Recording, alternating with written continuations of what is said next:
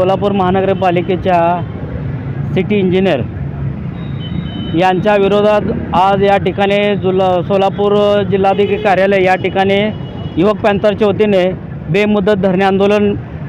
सुरू करण्यात आलं आहे। त्याचं कारण एकमेव या सोलापूर महानगरपालिकेचे सिटी इंजिनियर यांनी पदभार घेतल्यापासून यांच्या कार्यकाळामध्ये अनेक बेकायदेशीर कामांना त्यांनी मुभा देण्यात आल्या। भ्रष्टाचार मार्गाने त्यांनी बेसुमार प्रॉपर्टी व संपत्ती कमवलेल्या आहेत आणि त्या चुकीच्या कामांना त्यांनी पाठीशी घालून सोलापूर शहराचे एक भकास आणि निकृष्ट दर्जाच्या कामांना त्यांनी बिलं काढून आणि निवडणूक खर्चाच्या बाबतीत म्हणा किंवा गाळ काढण्याच्या बाबतीत म्हणा किंवा इतर भंगारचोर त्यांना सहआरोपी बी करावे अशा प्रकारची आमची या ठिकाणी पूनम गेट या ठिकाणी आमची युवक पॅंथरच्या वतीनं मागणी असेल। यामध्ये नालेसफाई घोटाळ्या बाबतीत आपलं काय म्हणणं आहे? नालेसफाई बाबतीत त्यांनी असं वारंवार चुकीचे 24 तास त्या ठिकाणी त्यांनी पोकलीन लावून त्यांनी तिथं कामं केलेले आहेत। असं त्यांनी प्रत्येक 1 ते 8 जूनमध्ये या ठिकाणी कामं केलेत, नाले साफ केलेत म्हणून अशा प्रकारचे तिनं बिले काढलेले आहेत। त्या ठिकाणी कोणत्याही प्रकारचे त्या ठिकाणी कामं केलेली नसून किंवा गाळ काढलेलं नसून संबंधित कुठल्याही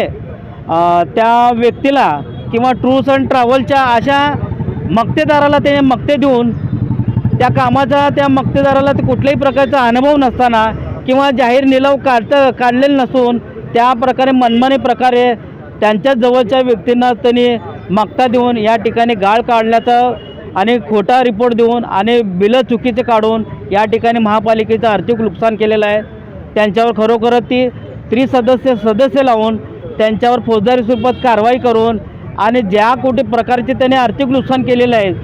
त्यांच्या संपूर्ण संपत्तीची जप्ती करून आणि त्यांची जेवढे आर्थिक नुकसान झालेलं आहे ते महानगरपालिकेने वसूल करण्यात यावी आणि ती तत्कालीन सावस्कर साहेबांनी ह्याच प्रकारे बेकायदेशीररित्या त्यांनी महापालिकेला नुकसानामध्ये टाकलेले होते आणि लाखो रुपये त्याने महापालिकेचे नुकसान केलेले आहेत। सोलापूर शहरातील जनतेचे कराचे पैसे त्यांनी चुकीच्या ठिकाणी वापरून ते महापालिकेचे आर्थिक नुकसान करण्यात आलेले आहेत। भंगार चोरी बाबतीत या ठिकाणी तुम्ही बॅनरमध्ये फोटो घातलेले आहेत, त्या बाबतीत तुमची काय प्रतिक्रिया आहे? भंगार चोर प्रकारे मी ज्या वेळेस ते नगर अभियंता यांना भेटायला जात होतो त्यांच्या कार्यालयात, त्या कार्यालयामध्ये त्यांनी उपस्थित नव्हता, तर मी ज्या ठिकाणी खाली अतिक्रमण विभाग स्टोर रूमकडे जात होतो त्यांची एक छोटीशी कॅबिन आहे, त्यांनी नेहमी त्याच विभागामध्ये होते। मग ह्याचा अर्थ असं होतो की मुळात त्यांनी त्या अतिक्रमण विभागाचे प्रमुख आहेत, मग प्रमुख असल्यामुळं त्यांनाच प्रमुख आरोपी करून त्यांच्यावर फौजदारी स्वरूपात कारवाई करावी या अशी मागणी आहे। आणि गेल्या 2 महिन्याची CC फुटेज त्यांनी डिलीट करण्यात आले, ते CC फुटेज बी तपासावेत भंगार चोर प्रकरणात व अतिक्रमण विभागातील ते तपासून आणि संपूर्ण जे कोणी आरोपी असतील मला तर असं वाटतं की याचे प्रमुख आरोपी म्हणून या नगर अभियंत्यांनाच करावे आणि त्यांच्यावर फौजदारी स्वरूपात कारवाई करण्यात यावी। रमाई घरकुल लाभार्थ्यांच्या बाबतीत वाढूपासून वंचित करणाऱ्या नगर अभियंत्यावर कारवाई झाली पाहिजे, या बाबतीत तुमची काय प्रतिक्रिया आहे आणि काय तुम्ही शासनाला म्हणू शकता? 2018ला जे राज्य शासनाने आम्हाला वाळू देण्याचे प्रोव्हिजन केले होते त्याच पद्धतीने त्याच अनुषंगाने ही वाळूची प्रक्रिया ही सध्याचे सिटी इंजिनियर यांनी राबवायचे होते, तर तसं न करता यांनी चुकीच्या तहसीलदारला अहवाल देण्यात आलेला आहे की आमच्याकडे कोणत्याही प्रकारची अशी तरतूद नाही किंवा